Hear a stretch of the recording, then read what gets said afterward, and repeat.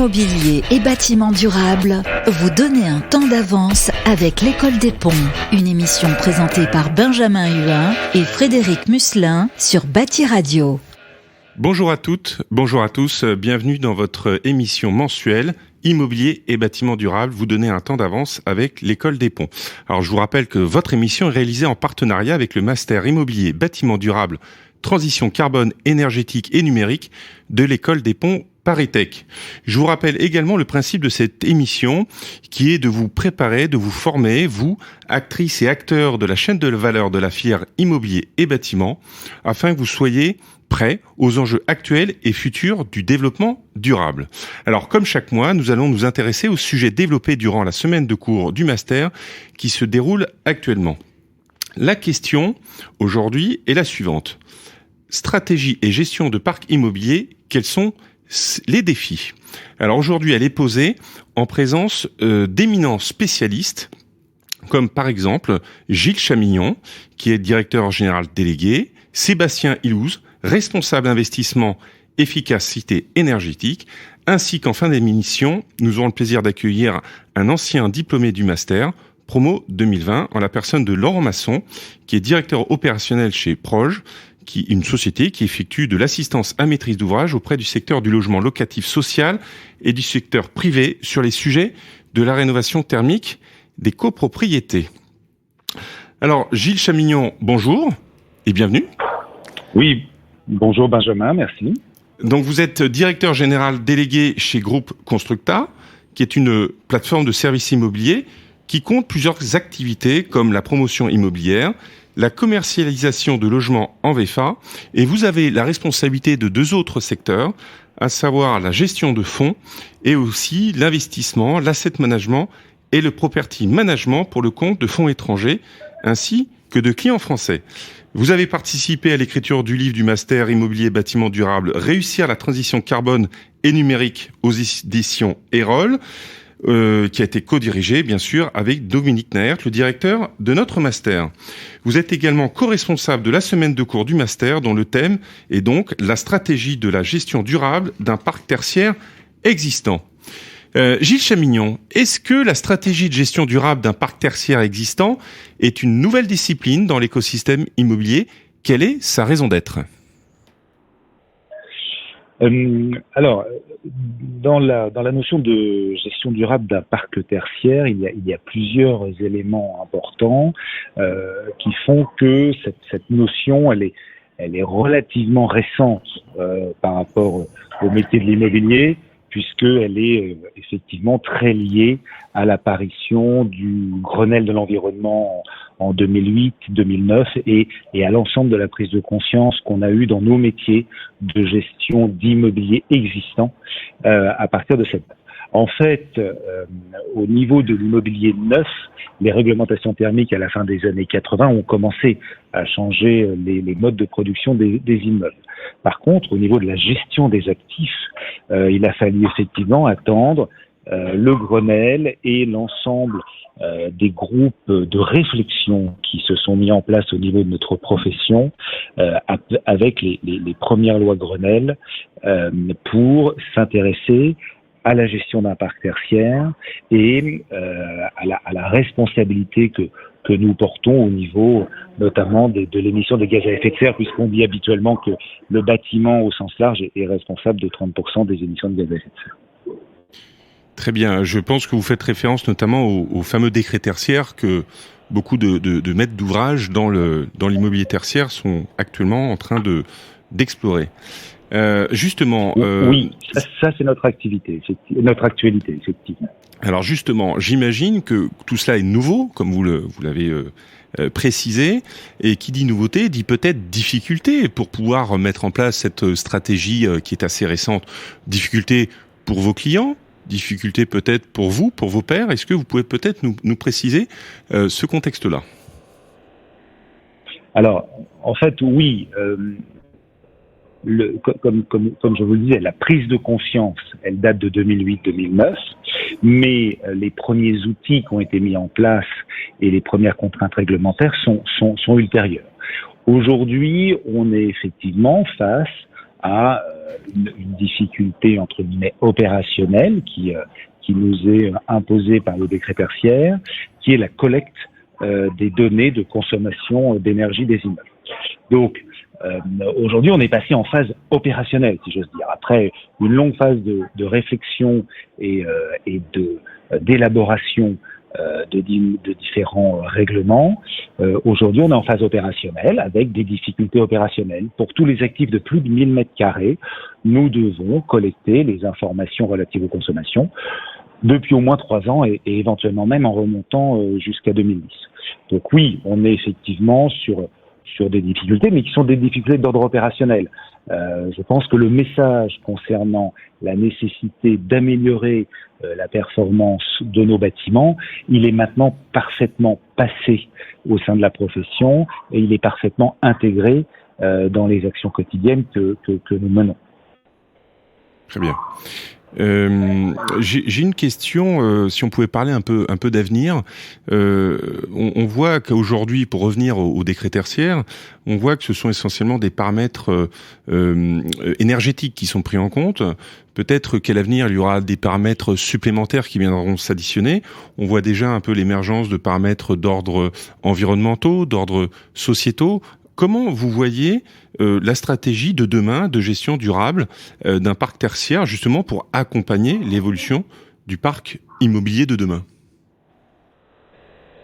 Alors oui, c'est vrai que les réflexions et les textes de loi se sont d'abord posés sur la partie consommation d'énergie parce que c'est la partie visible de l'iceberg. Elle est, on peut la mesurer et on a là-dessus des objectifs de réduction qui sont assez précis à atteindre. C'est notre présent. L'avenir, c'est d'aller plus loin, c'est de s'intéresser à d'autres éléments, à l'eau, à l'air. Le décret tertiaire nous amène déjà aujourd'hui à intégrer ces éléments dans nos réflexions, de même que la gestion des déchets. Donc, on va aller au-delà de la gestion de l'énergie pour effectivement aller sur des éléments qui sont plus larges dans le fonctionnement du bâtiment. C'est déjà aujourd'hui dans nos réflexions et dans nos actions.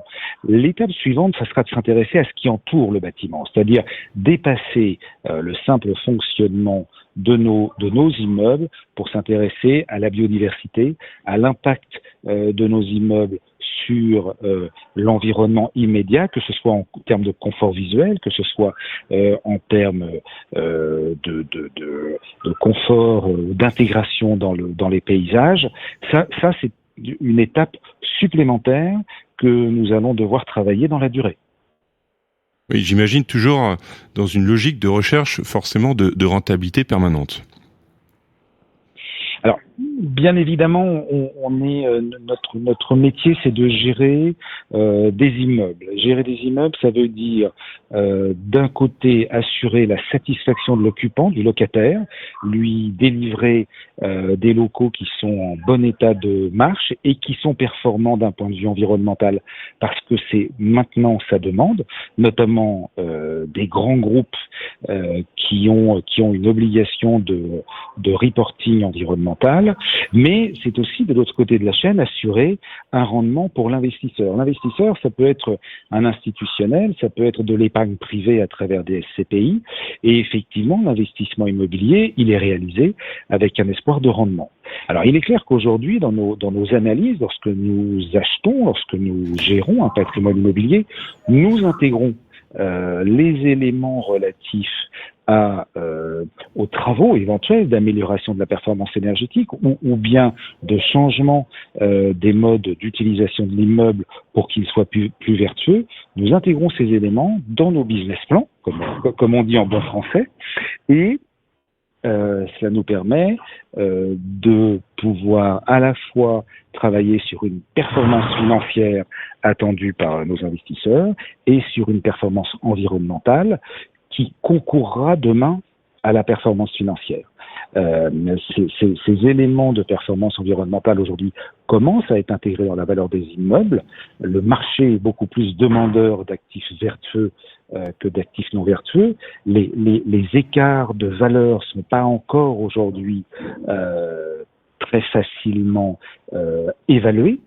Mais demain, il est clair que dans les évaluations, dans les expertises qui seront faites des actifs immobiliers, ces éléments auront une part importante. Donc oui, assurer une performance financière tout en assurant une performance environnementale, c'est essentiel pour les utilisateurs, c'est essentiel pour les investisseurs aujourd'hui et c'est essentiel pour la création de valeur de nos actifs dans la durée.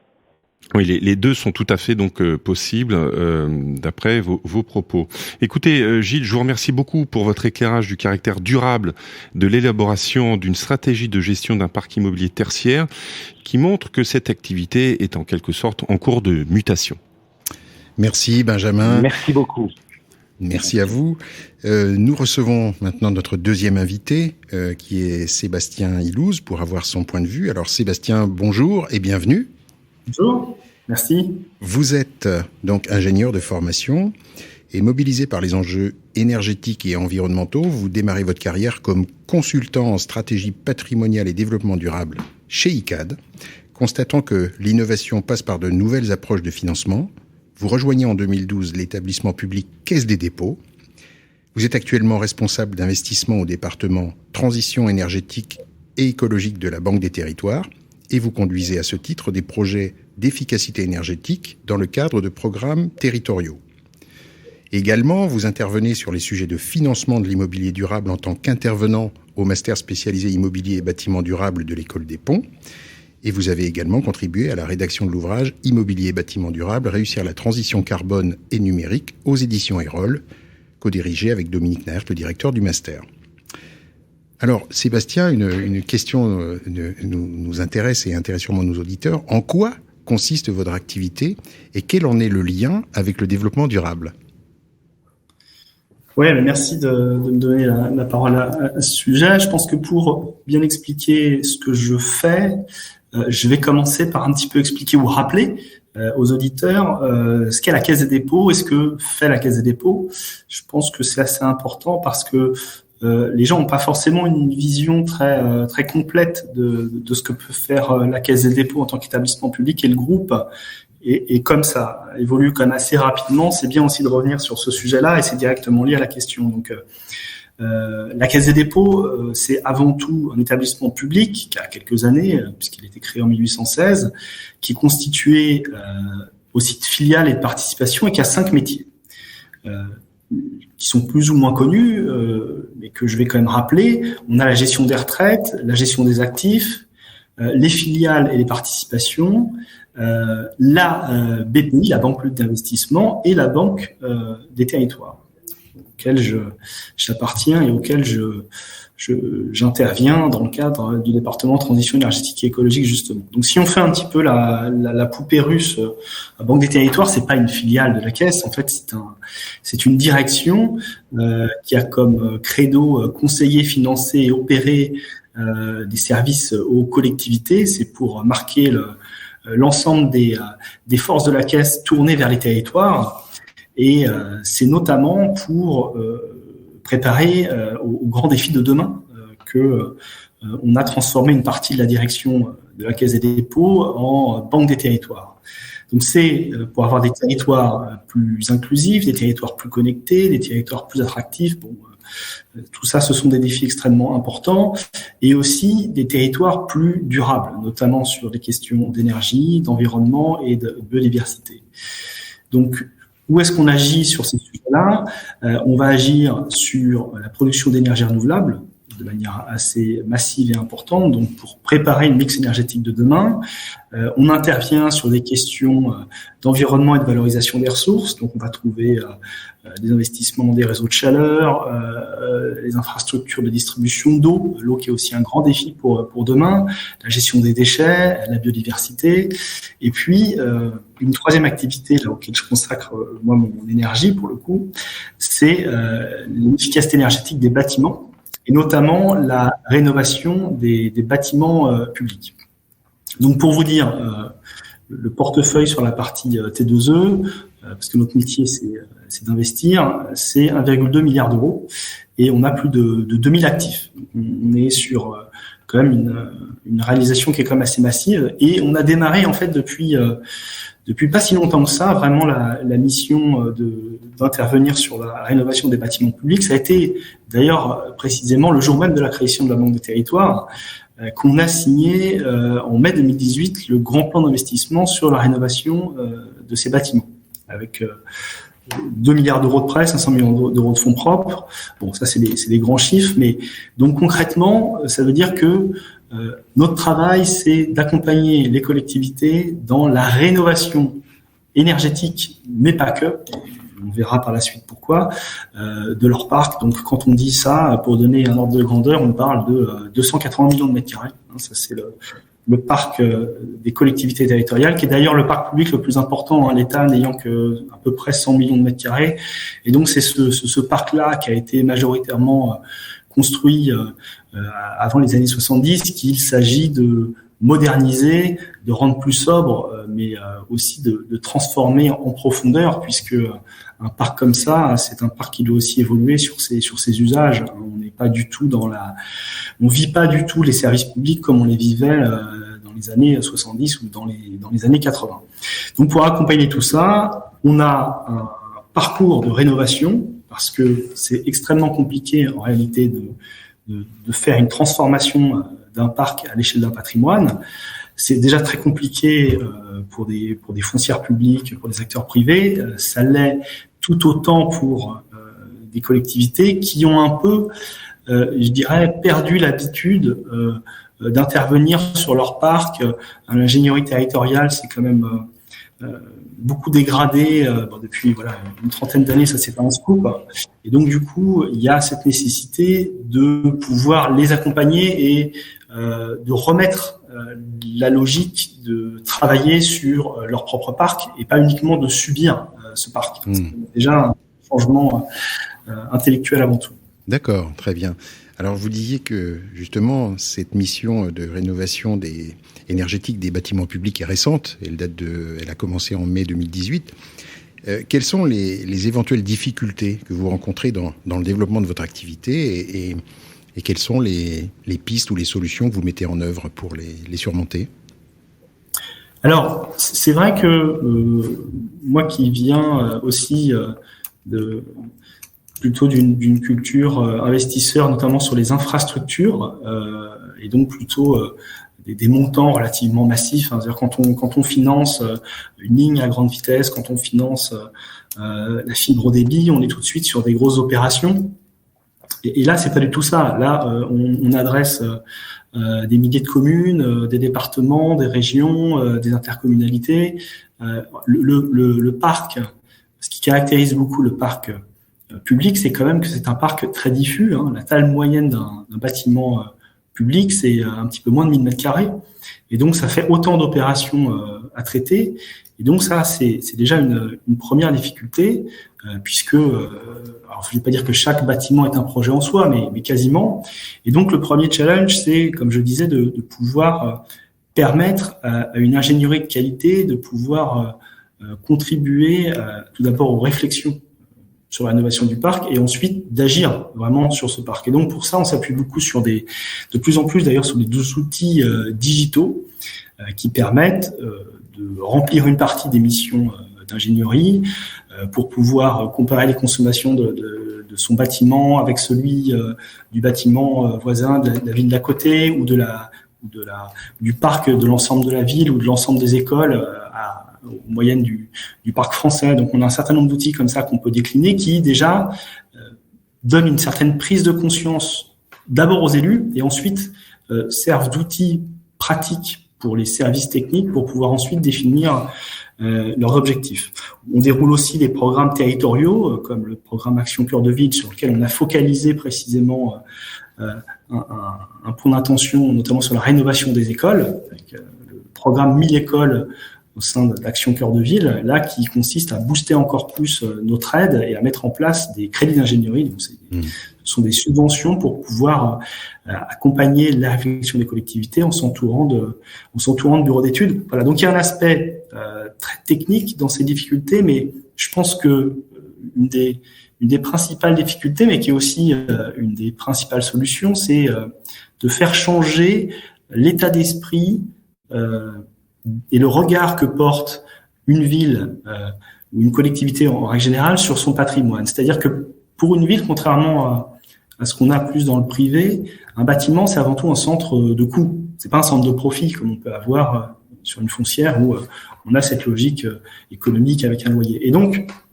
une des premières approches, c'est de dire que ce centre de coût, ça peut être aussi un centre d'économie si on arrive à bien optimiser la gestion de ce parc et que on peut tout à fait combiner amélioration de la qualité d'usage, amélioration des services et maîtrise des coûts. Notamment en travaillant de manière importante sur la maîtrise de l'exploitation maintenance, de pouvoir avoir une vraie approche en coût global lorsqu'on fait des choix. Et donc, tout ça procède d'abord d'une certaine philosophie, mais qu'on essaye de mettre en pratique, nous, très concrètement, notamment avec un dispositif qu'on appelle l'intracting, qui permet de mettre en place un cercle vertueux. En gros, pour faire simple, on propose aux collectivités de financer toutes leurs actions d'efficacité énergétique dont le temps de retour est inférieur à 13 ans. Voilà. D'accord. Et ça, je dirais, quelle que soit l'enveloppe, et ça permet du coup de faire un quick win et eux de rapidement pouvoir définir des actions, les réaliser, constater que les économies d'énergie sont là et pouvoir remuscler leurs services techniques, pouvoir justifier l'embauche, par exemple, d'économes de flux, de conseillers en énergie qui vont pouvoir venir renforcer les services et petit à petit pouvoir aller vers des choses plus complexes comme des rénovations plus lourdes, la mise en place de contrats de performance énergétique. Et donc, on essaye d'imaginer tout un panel d'offres comme ça qui monte crescendo sur la complexité pour pouvoir les aider à se réapproprier la performance de leur parc. D'accord. Vous touchez du doigt la question que je souhaitais vous poser pour terminer. Vous avez des outils digitaux, la notion de centre de coût qui passe en centre d'économie, voire une démarche en coût global.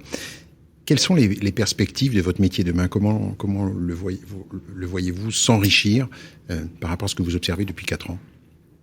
Moi, je pense qu'indéniablement, le numérique a de grands services à rendre sur le sujet de la gestion patrimoniale en règle générale, mais aussi de la gestion patrimoniale publique, qui est un petit peu plus complexe parce qu'on n'est pas à nouveau dans une logique d'un bailleur, d'un preneur et d'une relation contractuelle. On est avec une population qu'on accueille dans des écoles, dans des gymnases, dans des piscines. Et donc, la relation n'est pas contractuelle. C'est une relation de citoyen à sa commune, de citoyen à sa région, à son département, à son collège, à son lycée. Et donc, il faut bien trouver les moyens de pouvoir créer une communication entre ces différents acteurs. Donc là, le numérique peut apporter beaucoup de solutions pour permettre d'échanger. Et puis, sur l'humain aussi, parce que j'aime bien aussi revenir à l'humain, je pense que une des solutions va être d'arriver à vraiment professionnaliser la maîtrise d'ouvrage public ou la reprofessionnaliser, parce que elle a été un moment très performante, notamment sur toute la période de construction neuve, et il faut qu'elle le soit à nouveau, non pas sur une feuille blanche qu'est la construction neuve, mais dans sa gestion au quotidien et dans sa reconstruction de la ville sur la ville. Et ça, c'est passionnant de voir déjà les premières évolutions et de voir à quel point les collectivités qui, de manière volontaire, avant même le décret tertiaire, avant ces obligations-là, se sont déjà engagées un peu en pionnier, les voir déjà obtenir leur première réussite. Et on voit là que on est sur la bonne voie. Tant mieux. Eh bien, c'est encourageant. Merci beaucoup, Sébastien, pour votre éclairage. On perçoit bien à la fois les similitudes et les complémentarités entre votre activité et celle de Gilles Chamignon. Merci. Merci Frédéric. Pour poursuivre notre émission, nous recevons à présent Laurent Masson, diplômé du master en 2015. Alors Laurent, en substance, est-ce que vous pouvez nous préciser ce que le master vous a apporté dans l'exercice de votre métier, peut-être à l'époque, en 2015, et peut-être aussi également à aujourd'hui, puisqu'il s'est passé 7 ans depuis l'obtention de votre master? Oui, eh bien, bonjour à tous. Oui, c'est vrai, ça fait déjà 7 ans. Donc, à l'époque, j'étais venu, donc fin 2015, avec l'idée de changer de métier, puisque moi, j'intervenais dans le domaine de l'assistance à maîtrise d'ouvrage pour le compte du logement social. Et j'étais arrivé au bout en me disant que j'avais fait le tour et qu'il fallait que je trouve un nouveau métier. Et bien finalement, un an après, donc à la fin du master, je me suis rendu compte que il y avait nécessité, en fait, à l'époque. Alors c'est plus le cas aujourd'hui puisqu'il y a un certain nombre de textes qui sont apparus. Je me suis rendu compte qu'il y avait nécessité de développer au contraire le métier de l'assistance à maîtrise d'ouvrage, et notamment dans le secteur privé, puisqu'à l'époque on parlait essentiellement du secteur public, mais très très peu du secteur privé. Voilà. Et à travers le master, j'ai abordé le volet énergétique des bâtiments que je ne maîtrisais pas moi du tout. Et la mécanique du master fait qu'on a une vision transversale des composantes d'un bâtiment, à savoir la partie juridique, technique, financière et sociale. Et donc on a une espèce de vision relativement large de toutes ces composantes. Et un souvenir m'est revenu là. Il y a une semaine, alors pas une semaine, qui s'intitule Comportement et usage, à laquelle j'avais porté peu d'attention, je vous l'avoue à l'époque, en me disant mais à quoi ça sert ça. Et depuis évidemment j'ai complètement intégré à quoi servait cette semaine, parce que depuis j'interviens donc sur le domaine privé dans l'accompagnement des copropriétés, et on mesure la difficulté ou les contraintes qui naissent après une rénovation énergétique et qui font que les usagers, que ce soit des propriétaires ou locataires, ont une difficulté à modifier leur comportement. Voilà. Et si je résume un peu l'apport du master, eh bien, ça m'a permis de me réorienter vers le secteur de l'immobilier privé et on va dire de me passionner pour l'accompagnement des copropriétés que je connaissais évidemment pas du tout, et notamment dans le cadre de la rénovation énergétique globale. D'accord. Et donc depuis, en 7 ans, eh bien j'ai créé une société avec deux associés qui s'appelle Proj, et on a développé donc une plateforme numérique d'assistance à maîtrise d'ouvrage à destination de tous les acteurs de la rénovation énergétique, que ce soit des bureaux d'études thermiques, architectes, donc les AMO, et les syndics de gestion, afin de faciliter l'accompagnement des projets de rénovation énergétique en copropriété. D'accord. Voilà à peu près, j'allais dire, le parcours depuis 7 ans qui a fait que je suis aujourd'hui encore et toujours en activité dans le domaine de la rénovation. Voilà. Laurent, merci. Oui. Pouvez-vous nous préciser le sujet de la thèse que vous avez portée ainsi que les raisons du choix de votre sujet ?